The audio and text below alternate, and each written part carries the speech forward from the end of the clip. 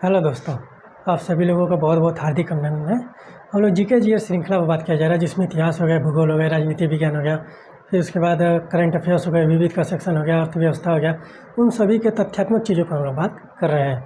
और हम लोग बात कर रहे हैं भारतीय संविधान पर। राजनीति विज्ञान में हम लोग भारतीय संविधान में बात किया जा रहा है। भारतीय संविधान में आप देखेंगे बहुत सारे चीज़ें हो चुकी हैं, और जिसमें उन्होंने बताया था कि जो संविधान सभा हो गया, फिर उसके बाद जो भारत का संवैधानिक विकास हो गया, उसके बारे में हम लोग बाद में बात करेंगे।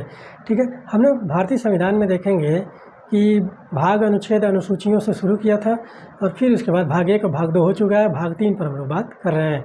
भाग 3 पर भी हमने समानता का अधिकार पढ़ लिया है, और आज स्वतंत्रता का अधिकार हम लोग पढ़ेंगे।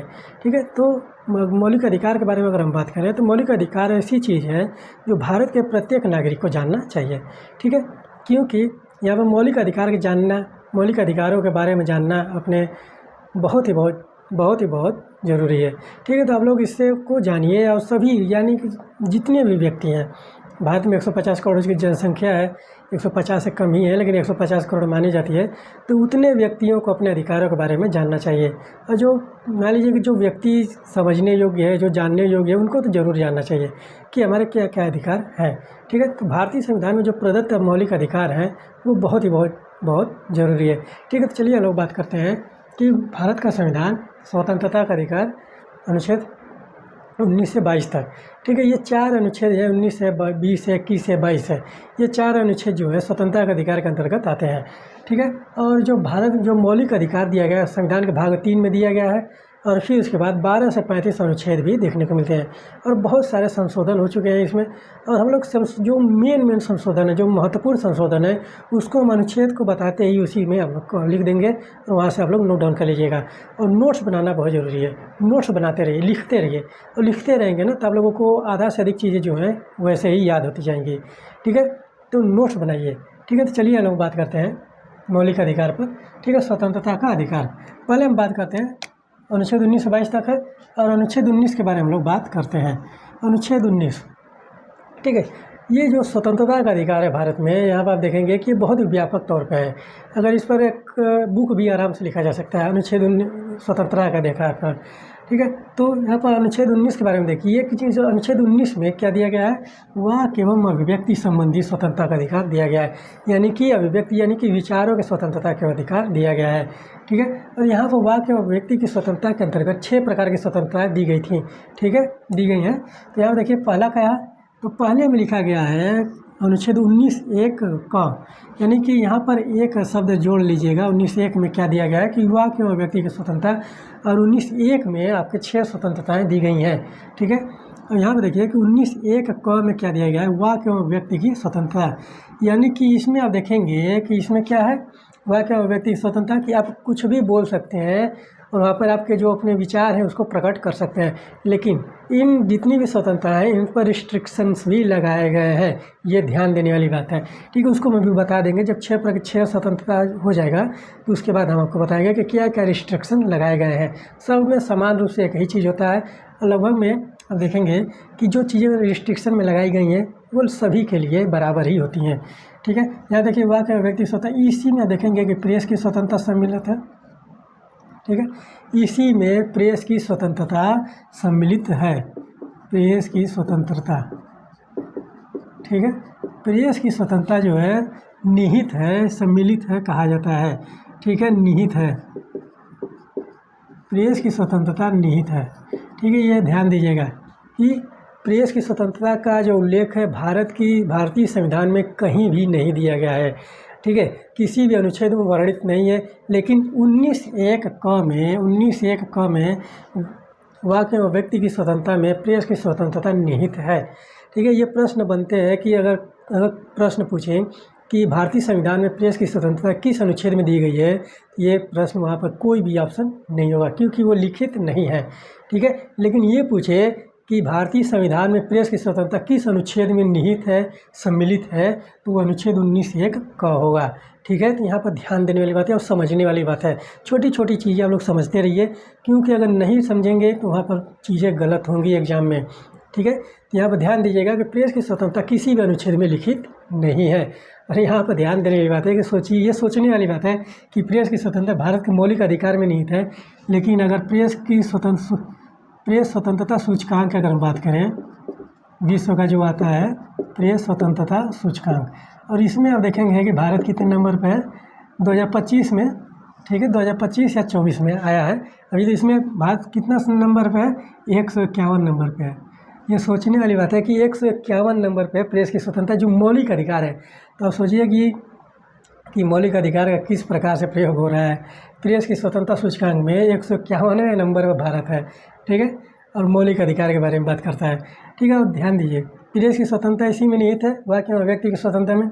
और देखिए 19(1) ख क्या कहता है, यही महत्वपूर्ण है। पहला ही जो क्लॉज है 19(1) क, वही बहुत ही ज़्यादा महत्वपूर्ण है, वही पूछा जाता है, ठीक है। तो यहाँ पर ध्यान दीजिएगा, इसीलिए हम आपको 6 बता देते हैं कि 6 में क्या क्या दिया गया है। तो इस तरह अगर कभी 19(1) ग, 19(1) घ, 19(1) च, छ इस तरह से पूछे तो वहाँ पर आप लोग इसको ध्यान दीजिएगा, ठीक है। तो 19(1) ख में क्या दिया गया, शांतिपूर्ण और निरायुध सम्मेलन, यानी कि आप कोई भी सम्मेलन कर सकते हैं भारत में, लेकिन वो शांतिपूर्ण होना चाहिए और उसमें किसी भी प्रकार के अस्त्र और शस्त्र का प्रयोग नहीं होना चाहिए, ना ही आप रख सकते हैं उसको, ठीक है। यहाँ पर ध्यान देने वाली बात है। फिर इसके बाद देखिए 19(1) ग में क्या दिया गया, संगम संघ या सहकारी समितियाँ बनाने का जो उल्लेख है, बना सकते हैं आप, उल्लेख है वो 19(1) ग में दिया गया है, ठीक है। संगम बना सकते हैं, यानी कोई संस्था बना सकते हैं, संघ बना सकते हैं, ठीक है, और सहकारी समितियां बना सकते हैं। यहाँ पर संगम, संघ और सहकारी समितियों का जो उल्लेख किया गया है वो संविधान में नहीं देखने को मिलता है, लेकिन इसका जो मानक है तय किया गया है, ठीक है। तो यहाँ पर ध्यान दीजिएगा, संगम, संघ या सहकारी समितियां बनाने का जो अधिकार है वो तो अनुच्छेद 19 ग में दिया गया, 19(1) ग में। और सहकारी समितियाँ पहले नहीं था, सहकारी समितियाँ को जोड़ा गया 97वां संविधान संशोधन 2011 के तहत, ठीक है। 97वां संविधान संशोधन 2011 के तहत सहकारी समितियां 19(1) ग में जोड़ा गया है। ये ध्यान दीजिएगा, ये यहाँ पर आप लोग नोट डाउन करते रहिएगा और नोट्स बनाइए। फिर इसके बाद देखिए 19(1) घ, 19(1) घ में क्या दिया गया है, भारत के राज्य क्षेत्र में सर्वत्र आबाद संचरण, यानी कि भारत के जितना भी भूभाग है, जितना भी राज्य क्षेत्र है, उसके भीतर, उसके अंदर आप निर्बाध रूप से संचरण कर सकते हैं, ठीक है, कहीं भी घूम सकते हैं, ठीक है। लेकिन कुछ एरिया ऐसे हैं भारत में कि वहाँ पर जाना मना है, ठीक है। जैसे अंडमान निकोबार में एक जगह का नाम है, वहाँ पर जो जनजातियाँ रहती हैं, आदिवासी जनजातियाँ, वहाँ के क्षेत्र में जाना मना है। तो यहाँ पर कुछ सभी क्षेत्र में आप जा सकते हैं, लेकिन कुछ ऐसे विशेष क्षेत्र हैं जहाँ पर जाना मना है, ये ध्यान देने वाली बात है।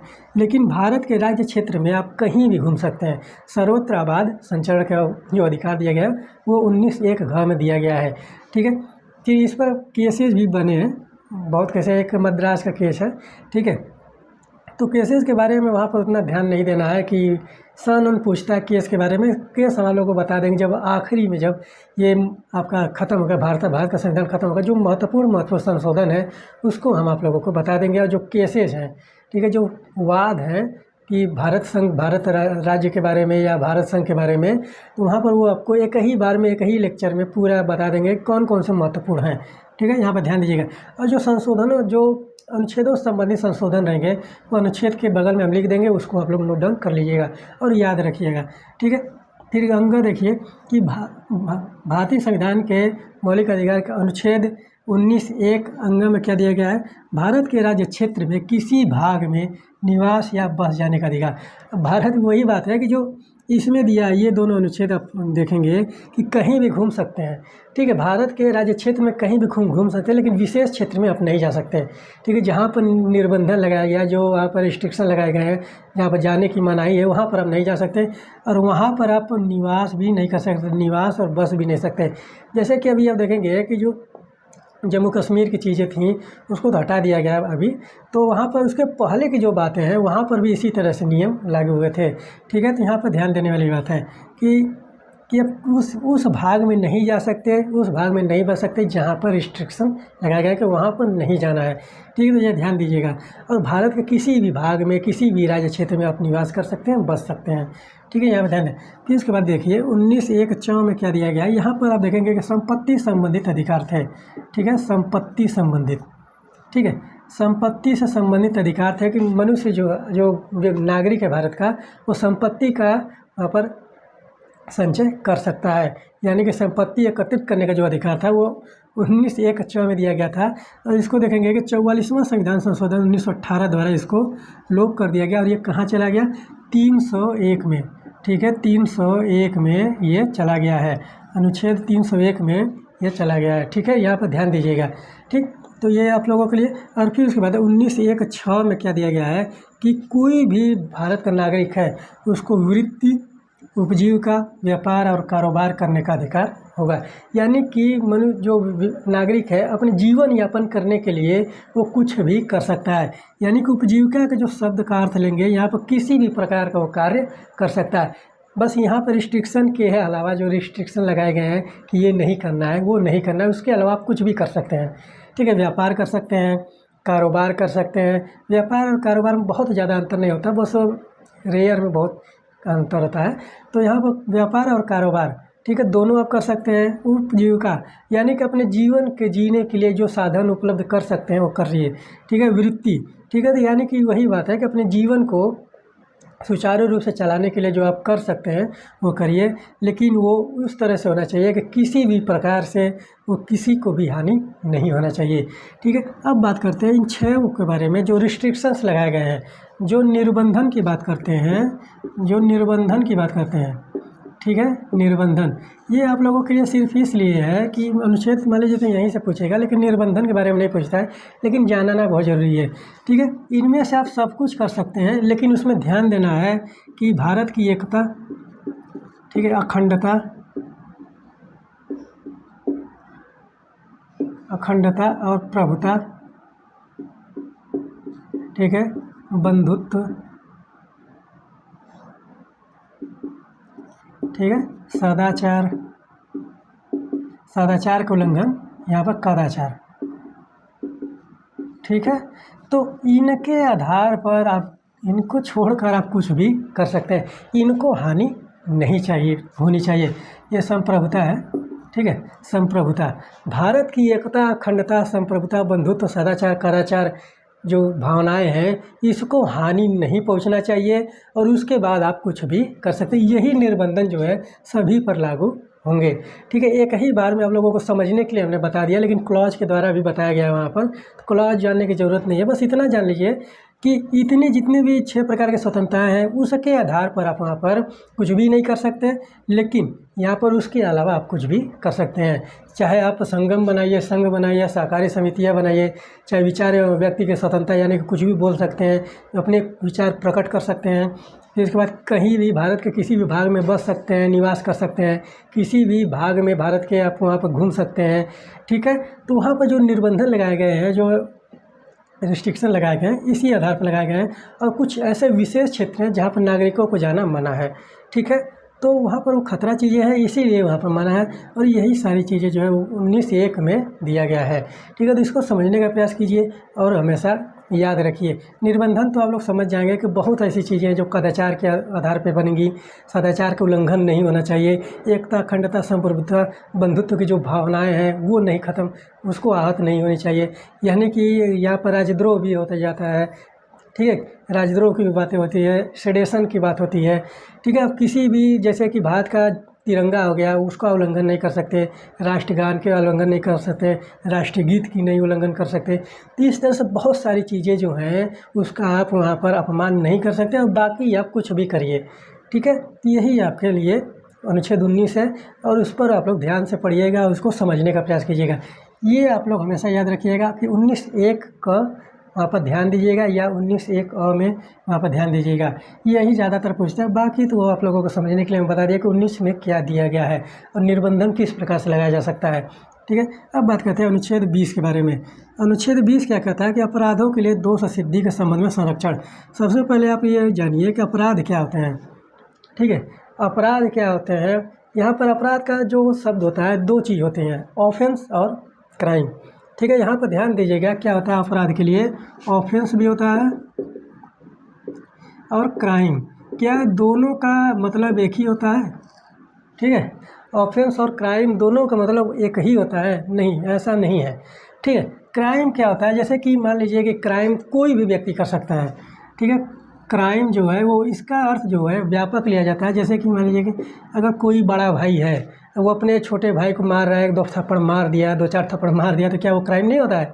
वो भी तो क्राइम होता है। यानी कि 2 व्यक्ति आपस में लड़ रहे हैं, मारपीट कर रहे हैं, तो वो क्राइम के अंतर्गत आ जाएगा। लेकिन अगर बड़ा भाई छोटे भाई को मार रहा है तो वो भी तो क्राइम होगा, ठीक है। लेकिन उसको क्या नैतिकता के तौर पर लोग देखते हैं, मोरालिटी के तौर पर देखते हैं, और इसीलिए वहाँ पर वो क्राइम के जो राज्य क्षेत्र में तो आता है, लेकिन उस पर कोई भी कार्रवाई नहीं होती है। मान लीजिए कोई पिता है, अपने बेटे को पीट रहा है, मार रहा है, डंडे से मार रहा है, चाहे जूते से मार रहा है, चप्पल से मार रहा है, तो यहाँ पे ये ध्यान देने वाली बात है कि वो क्राइम के अंतर्गत तो आते हैं, लेकिन उसके लिए कोई भी प्रावधान बनाया नहीं गया है। बनाया तो गया है, लेकिन उसका प्रयोग नहीं होता है, ठीक है, क्योंकि वहाँ मोरालिटी की बात आ जाती है, नैतिकता की बात आ जाती है, मूल्य की बात आ जाती है, ठीक है। तो याद है ऑफेंस क्या होता है? ऑफेंस का अर्थ यहाँ पर सीधा सीधा लिया जाता है कि ऐसा अपराध जिसके लिए नियम कानून बनाए गए हैं, ठीक है, जिसको परिभाषित करके नियम कानून बनाए गए हैं, नियम कानून बनाए गए उसको ऑफेंस के अंतर्गत लेते हैं, ठीक है। यहाँ पर ये तो हर ऑफेंस जो है क्राइम में नहीं आएगा, लेकिन हर क्राइम में देखेंगे कि ऑफेंस देखने को मिलेगा, ठीक है। यहाँ पर सभी के लिए यहाँ पर कानून तो है, लेकिन वहाँ पर जो जिसको कानून बनाकर वहाँ पर कार्रवाई की जाती है, जिसके लिए सज़ा का प्रावधान है, जिसके लिए आप देखेंगे कि पेनल्टी लगाया जाता है वहाँ पर, और उस सभी को लेकर आप देखेंगे कि ऑफेंस के अंतर्गत आते हैं। लेकिन क्राइम जो है वो एक व्यापक तौर पे है, इसमें आप नैतिकता मोरालिटी भी ले लेंगे, और फिर उसके बाद मूल्य भी आ जाते हैं, सामाजिक मूल्य भी आ जाते हैं। तो इस तरह से चीज़ें देखने को मिलती है। और फिर उसके बाद देखिए कि अपराध क्या होता है, ठीक है। अपराध के लिए अपराध की जो परिभाषा दी गई है इंडियन आईपीसी में, इंडियन आईपीसी तो मान लीजिए बदल गया है, 1 जुलाई से वहाँ पर 2024 से 1 जुलाई 2024 से 3 नए बुक लगाए गए हैं इंडियन लॉ कॉन्स्टिट्यूशन कह रहे हैं इंडियन लॉ में। तो यहाँ पर देखेंगे कि 3 कानून है, BNS करके है, एक BNS है, और फिर इसके बाद देखिए कि भारतीय साक्ष्य अधिनियम है BSA, और फिर इसके बाद एक और भारतीय नागरिक सुरक्षा संहिता करके है, यहाँ पर BNS है, ठीक है। ये 3 जो बुक हैं ये 1 जुलाई 2025 से लगाए गए हैं। यहाँ पर ध्यान दीजिएगा, कब से है? 1 जुलाई 2025 से, ठीक है। 1 जुलाई 2025 से ये लागू हुए हैं। और BNS भारतीय न्याय संहिता, BNS में जो अपराध की परिभाषा दी गई है, ठीक है, BNS में जो अपराध की परिभाषा दी गई है, यहाँ पर अपराध करने के लिए 4 चीज़ों की ज़रूरत है। अपराध करने के लिए 4 चीज़ें महत्वपूर्ण है। उसके अलावा अगर कोई भी चीज़ उसमें से उपस्थित नहीं है, 4 चीज़ें हैं या कुछ 4-5 चीज़ें हैं, तो उसमें से अगर एक भी उपस्थित नहीं है तो वो अपराध की श्रेणी में नहीं आएगा। पहले देखिए क्या है, जो पहली चीज़ है अपराध के लिए जो पहली चीज़ है वो क्या है? व्यक्ति, ठीक है, व्यक्ति, एक व्यक्ति होना चाहिए। फिर उसके बाद देखिए दूसरी जो चीज़ है वहाँ पर मन स्थिति होना चाहिए, उस कार्य को, उस अपराध को करने के लिए मन स्थिति होना चाहिए, ठीक है। तीसरी बात जो है यहाँ पर देखिए कि कार्य होना चाहिए, कि मन स्थिति, व्यक्ति, कार्य होना चाहिए। और फिर चौथी बात जो है यहाँ पर क्षति होनी चाहिए, ठीक है, क्षति यानी कि इसको हानि भी आप लिख सकते हैं, ठीक है। तो ये 4 चीज़ मिलकर आप देखेंगे कि अपराध की श्रेणी में आते हैं, इसी को अपराध बोला जाता है, ठीक है। अगर इनमें से एक भी उपस्थित नहीं है तो वहाँ पर अपराध वो नहीं होगा, ठीक है। यानी कि एक व्यक्ति होगा, उसको करने के लिए उसकी मन स्थिति यानी कि उसको ज्ञान होना चाहिए कि हम क्या कर रहे हैं, उसको अंदाज़ा होना चाहिए, उसको पता होना चाहिए कि हम किस लिए कर रहे हैं कार्य, यानी कि किया गया मन स्थिति के द्वारा जो एक कार्य किया गया है, यानी कि एक्शन में जो चीज़ें हैं वो कार्य में आ जाते हैं। और उसके बाद किसी व्यक्ति के द्वारा किया गया है किसी व्यक्ति के लिए, तो उसमें क्षति भी होना चाहिए, यानी कि हानि भी होना चाहिए। ये है आपका अपराध की श्रेणी, ठीक है। अपराध अगर इनमें से एक भी चीज़ नहीं है तो वहाँ पर अपराध वो नहीं माना जाएगा। जैसे एक उदाहरण के तौर पर देखिए कि कोई व्यक्ति है, ठीक है, कोई व्यक्ति है तो वहाँ पर उसका जो मन है वो करने का वहाँ पर आधार तो नहीं है, ठीक है। अगर कोई व्यक्ति चोरी कर रहा है तो उसका मन तो नहीं है चोरी करने का, लेकिन वो चोरी कर लेता है, जानबूझ कर चोरी कर लेता है, और वहाँ पर कार्य तो हो गया, किसी व्यक्ति तो है ही, और वहाँ पर जो क्षति है वो हो गया। यानी कि किसी के दबाव में अगर आकर चोरी कर रहा है तो उसको उस आधार पर, चोरी के आधार पर सज़ा नहीं मिलेगी, ठीक है। उसके लिए कुछ और का प्रावधान किया गया है, ठीक है। तो यहाँ पर ध्यान देने की बात है, कि अगर किसी व्यक्ति को ज़बरदस्ती कोई कार्य कराया जा रहा है तो वो कार्य उसमें नहीं माना जाएगा और वहाँ पर उसके लिए कोई और प्रावधान बनाया गया है। ठीक है, तो जैसे कि मान लीजिए कि कोई व्यक्ति है स्टेशन पर खड़ा है, ठीक है, तो एक व्यक्ति उसके पॉकेट में हाथ डालता है और वहाँ पर पॉकेट में हाथ डालकर निकाल लेता है, तो वो व्यक्ति जिसके पॉकेट में हाथ डाला गया वो व्यक्ति उस पर चोरी का इल्ज़ाम लगाएगा। ठीक है, तो अगर मान लीजिए ए व्यक्ति ने बी व्यक्ति पर चोरी का इल्ज़ाम लगाया, बी ने उसके पॉकेट में हाथ डाला लेकिन कुछ निकाला नहीं, तो वो चोरी नहीं होगी। ठीक है, क्योंकि वहाँ पर सब कुछ तो है, व्यक्ति है, मना स्थिति भी है और कार्य भी है, लेकिन क्षति नहीं हुई वहाँ पर। ठीक है, ये ध्यान देने वाली बात है कि वहाँ पर क्षति नहीं है, क्योंकि उसने कुछ चुराया ही नहीं। ठीक है, क्षति नहीं है तो वो चोरी के अंतर्गत नहीं आएगा। ठीक है, और यहाँ पे एक बात ध्यान दीजिएगा कि अगर कोई व्यक्ति नशा में है, मना स्थिति की बात अगर हम करें, मना स्थिति में क्या क्या दिया गया है कि मना स्थिति उस तरह से कि यानी कि होशो हवास में किया गया कार्य। ठीक है, अगर व्यक्ति नशे में है, अगर वो किसी को मार पीट दे रहा है तो वहाँ पर वो अपराध की श्रेणी में, उस अपराध की श्रेणी में नहीं आएगा, वहाँ पर दूसरा चीज़ देखने को मिलेगा। ये सारी चीज़ें अपराध के संबंध में आप लोग जानिए, और ये जानना बहुत ज़रूरी है। नशे में किया गया कार्य जो है वो अपराध की श्रेणी में नहीं आता है।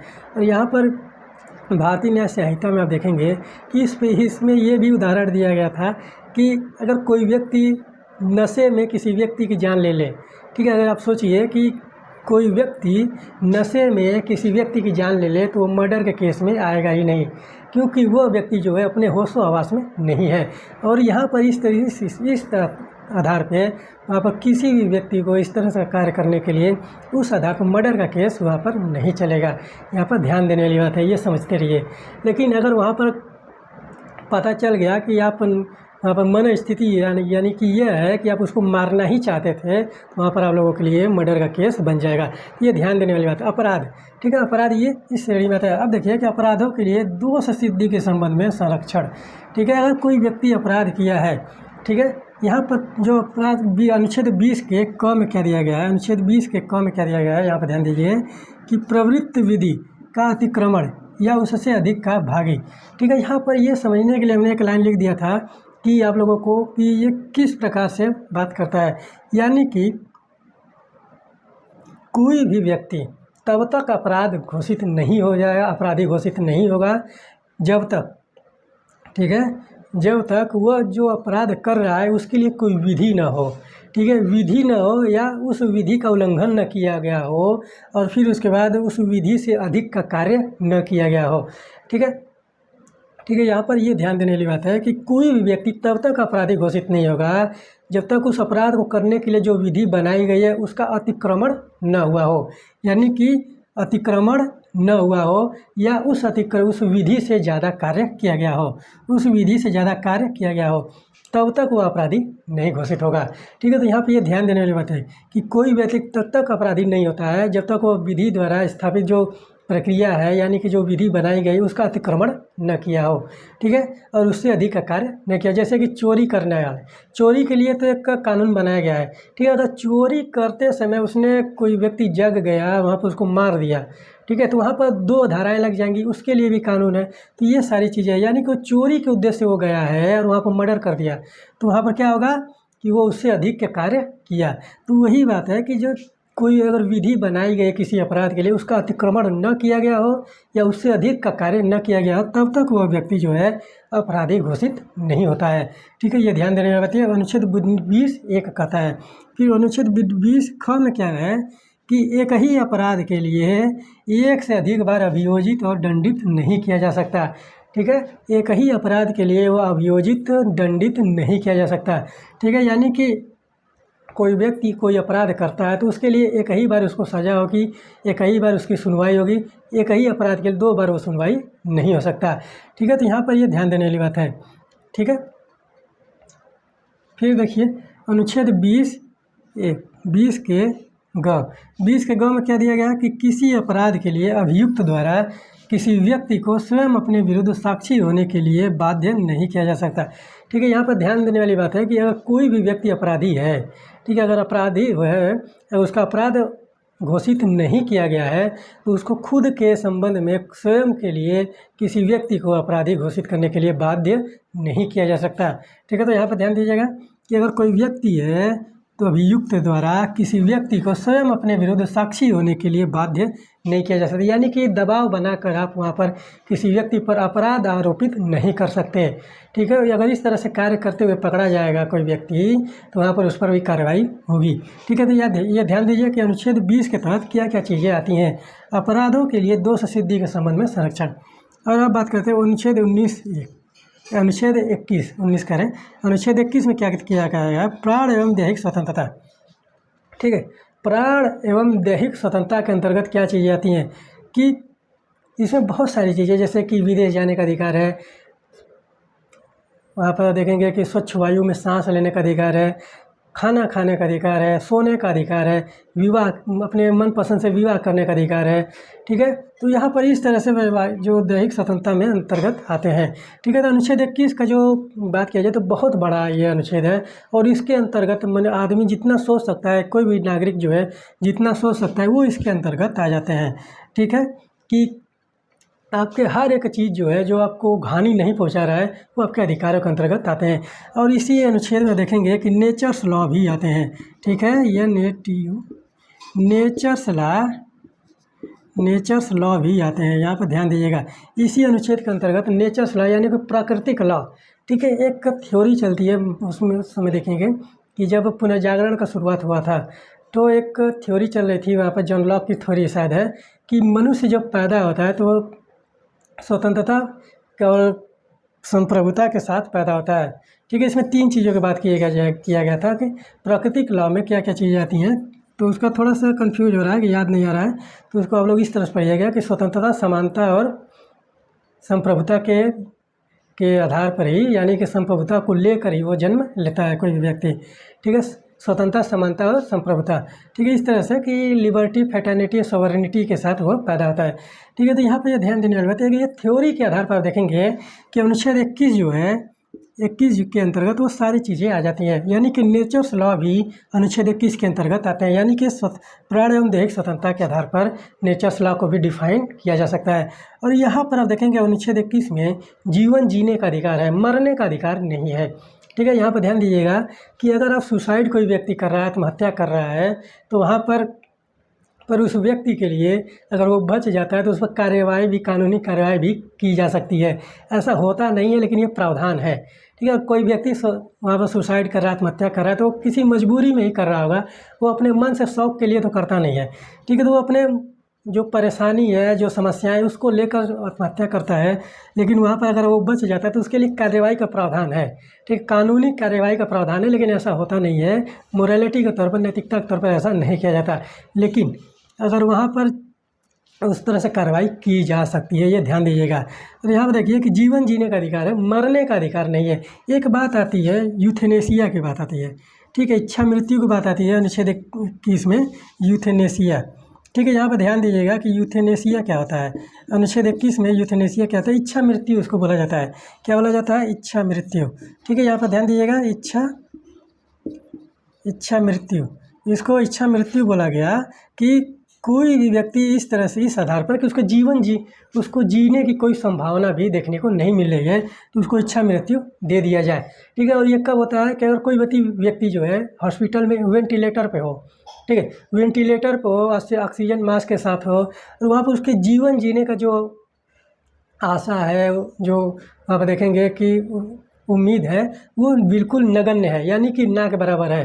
ठीक है, तो वहाँ पर उसके परिजनों के साथ, यानी कि जो उसके घर वाले हैं या फिर कोई रिश्तेदार हो, उसको वहाँ पर ये बात किया जाता है कि उसको यूथेनेसिया चाहिए, कि वहाँ पर उसको इच्छा मृत्यु दी जाए। तो वहाँ पर उसके जो लाइफ प्रोटेक्टर जो है, उसको संसाधन जो है उसको हटा दिया जाता है और वो व्यक्ति मृत्यु को प्राप्त हो जाता है। तो यहाँ पर इस आधार पर जो यूथेनेसिया की बात की जाती है कि अगर किसी भी व्यक्ति का इस अवस्था में है, उसके जीवन जीने का कोई भी आशा, उम्मीद नहीं है, तो उसको यूथेनेसिया दिया जा सकता है। और वो कौन देगा? उसके परिजन देंगे, उसके रिश्तेदार देंगे, उसके माता पिता देंगे, इस आधार पर। ठीक है, तो यहाँ पर ये बात अनुच्छेद 21 के अंतर्गत ही आता है। ठीक है, तो यहाँ पर ध्यान दीजिएगा। तो एक चीज़ ये एक्सेप्शंस में आता है यूथेनेसिया की, वहाँ पर इच्छा मृत्यु दी जाए। यहाँ पर ध्यान देने वाली बात है कि प्राण एवं दैहिक स्वतंत्रता के अंतर्गत जीवन जीने का अधिकार है, लेकिन मरने का अधिकार नहीं है। इसमें बहुत सारी चीज़ें देखने को मिलती हैं। ठीक है, और यहाँ पर एक चीज़ देखने को मिलता है कि क्या मिलता है कि विधि द्वारा स्थापित प्रक्रिया। ठीक है, क्या है, विधि द्वारा स्थापित प्रक्रिया। ठीक है, यहाँ पर ध्यान दीजिएगा, क्या है, विधि द्वारा स्थापित प्रक्रिया। ठीक है, यहाँ पर अनुच्छेद 21 में स्पष्ट तौर पर लिखा गया है प्रोसीजर इस्टेब्लिश बाई लॉ।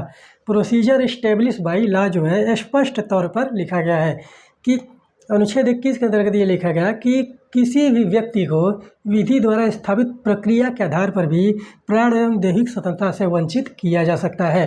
ठीक है, और इसीलिए यूथनेसिया के लिए कानून बनाया गया है। ठीक है, तो यहाँ पर ध्यान दीजिएगा। तो यहाँ पर एक चीज़ हम बार बार कह रहे हैं कि यहाँ पर जीवन जीने का अधिकार है भारत में, लेकिन मरने का अधिकार नहीं है। वहाँ पर आत्महत्या करेंगे तो अब कानूनी कार्रवाई का प्रावधान किया गया है। ठीक है, तो यहाँ पर ध्यान दीजिएगा। तो ये अनुच्छेद 21 के बारे में हो गया। अब बात करते हैं अनुच्छेद 21 का। अनुच्छेद 21 क में क्या दिया गया कि शिक्षा का अधिकार है। शिक्षा का अधिकार अनुच्छेद 21 क में इसको जोड़ा गया था 86वां संविधान संशोधन 2002 के तहत। 86वां संविधान संशोधन 2002 के तहत शिक्षा का अधिकार दिया गया है। और इसमें कितने वर्ष के बालक हैं, 6 वर्ष से 14 वर्ष। 6 वर्ष से 14 वर्ष तक के बालकों को राज्य जो है निःशुल्क शिक्षा का प्रावधान करेगा, प्रोवाइड करेगा, यानी कि प्रवर्तित वहाँ पर प्रदान करेगा। ठीक है, तो क्या जोड़ा गया, 86वां संविधान संशोधन 2002 के तहत 6 से 14 वर्ष के बच्चों के लिए शिक्षा का अधिकार। और इसके बाद देखेंगे कि जो अधिनियम आता है, शिक्षा का अधिनियम आता है 2009 में। ठीक है, 2009 में आता है, 2010 में लागू होता है। ठीक है, यहाँ पर ध्यान देने वाली बात है कि 7 साल लगे शिक्षा को लेकर। ठीक है, शिक्षा को लेकर भारत में 7 साल बाद अधिनियम आ गया कि 2002 में ही संशोधन हुआ था, नियम बना 2009 में, लागू हुआ 2010 में। 7 साल 8 साल लग जाते हैं शिक्षा को लेकर। तो सोचिए कि भारत किस स्थिति में है। ठीक है, ये शिक्षा को लेकर तो 6 महीने के अंदर कर देना चाहिए, 6 महीने साल भर के अंदर ही कर देना चाहिए, अधिनियम बना देना चाहिए। लेकिन आया साल भर, 7 साल बाद, 8 साल बाद लागू हुआ। ठीक है, तो ये सोचने वाली बात है भारत में। फिर उसके बाद बात करते हैं कि अनुच्छेद 22। अनुच्छेद 22 में क्या दिया है, कुछ दशा में गिरफ्तारी व निरोध से संरक्षण। ठीक है, कुछ दशा में गिरफ्तारी व निरोध से संरक्षण, ये 2 चीज़ें आप लोग ध्यान दीजिएगा। गिरफ्तारी और निरोध मतलब यहाँ पर निर्बंधन लगाना, रोकना, इस प्रकार से चीज़ें देखने को मिलता है।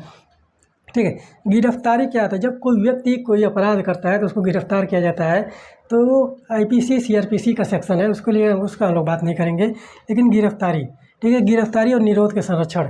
ठीक है, तो ये क्या कहता है अनुच्छेद 22 कि अनुच्छेद 22 जो है कि किसी व्यक्ति को गिरफ्तार करने से पहले, ठीक है, किसी व्यक्ति को गिरफ्तार करने से पहले या उस पर रिस्ट्रिक्शन लगाने से पहले, जैसे कि निर्बंधन लगाने से पहले, उस व्यक्ति को बताना पड़ेगा कि वो किस लिए उसके साथ ऐसा किया जा रहा है। यानी कि गिरफ्तारी से पहले उसको कारण बताइए, या उसको निरोध करना है, या किसी तरह से उसको रोकना है, तो उसका भी कारण आप बताइए। अब ये देखेंगे कि जितने भी वहाँ पर, अब देखिए कि अभी जब 370 हटा था जम्मू कश्मीर में, तो वहाँ पर जितने भी राजनेताएँ थे उनको वहाँ पर रोक दिया गया था, बंद कर दिया गया, अंडरग्राउंड कर दिया गया था।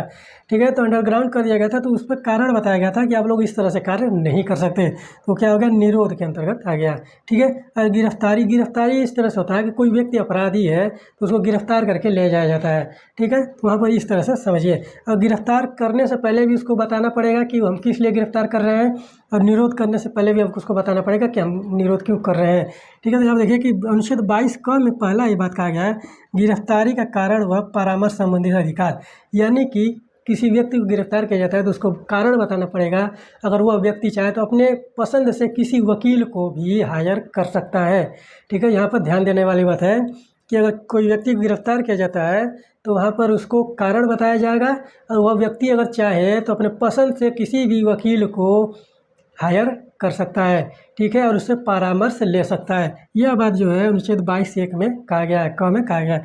फिर उसके बाद ख में देखिए, और यहाँ पर मजिस्ट्रेट के समक्ष पेशी की बात की जाती है अनुच्छेद 22 ख के अंतर्गत, कि अगर कोई व्यक्ति गिरफ्तार किया गया है तो उसको नज़दीकी जो मजिस्ट्रेट है उसके समक्ष 24 घंटे के अंदर पेश किया जाए।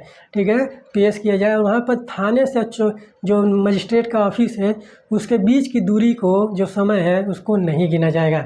ठीक है, यहाँ पर ध्यान देने वाली बात है।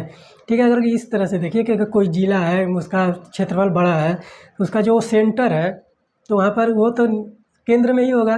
ठीक है, एकदम मेन जिला में ही होगा। तो अगर किसी व्यक्ति का घर वहाँ 40 किलोमीटर दूर, वहाँ पर थाना है, वहाँ 40 किलोमीटर दूर से लाना है, तो अगर वो 24 घंटे में वहाँ पर ज़्यादा समय लगेगा तो उसको काउंट नहीं किया जाएगा।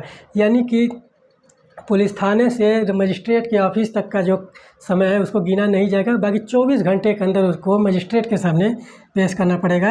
ये अनुच्छेद 22 ख के तहत, ठीक है, नज़दीकी मजिस्ट्रेट, ठीक है। फिर उसके बाद अनुच्छेद 22 ग क्या कहता है, निवारक निरोध अधिनियम के अंतर्गत, ठीक है, निवारक निरोध अधिनियम यानी कि प्रिवेंटिव डिटेंशन लॉ, ठीक है, इसके अंतर्गत अगर ये कानून किसी राज्य में लागू है, ठीक है, निवारक निरोध जैसे कि पोटा हो गया, और फिर इसके बाद नालसा हो गया, ठीक है। और यहाँ पर एक उस समय लगे थे 1975 में जब इमरजेंसी लगाया गया था, तो वहाँ पर ये सारी चीज़ें देखने को मिलती हैं कि और निवारक निरोध अधिनियम क्या होते हैं, प्रिवेंटिव डिटेंशन लॉ, अगर यह किसी राज्य में लागू है तो इन दोनों के आधार पर वहाँ पर कार्यवाही नहीं की जाएगी अगर गिरफ्तारी हुआ तो, ठीक है। यहाँ पर अनुच्छेद 22 का ग क्या कहता है कि अगर किसी राज्य में निवारक निरोध अधिनियम यानी कि प्रिवेंटिव डिटेंशन लॉ लागू है तो वहाँ पर अनुच्छेद 22 क और ख के तहत वहाँ पर कार्रवाई नहीं की जाएगी। अगर उस व्यक्ति को गिरफ्तार किया जाता है तो 3 माह तक लोग इसको गिरफ्तार किया जा सकता है। और उसकी अवधि बढ़ाने के लिए प्रिवेंटिव डिटेंशन लॉ तो मान लीजिए लगा ही है, अगर कोई व्यक्ति गिरफ्तार किया जाता है उसको 3 माह के लिए वहाँ पर निरुद्ध रखा जा सकता है।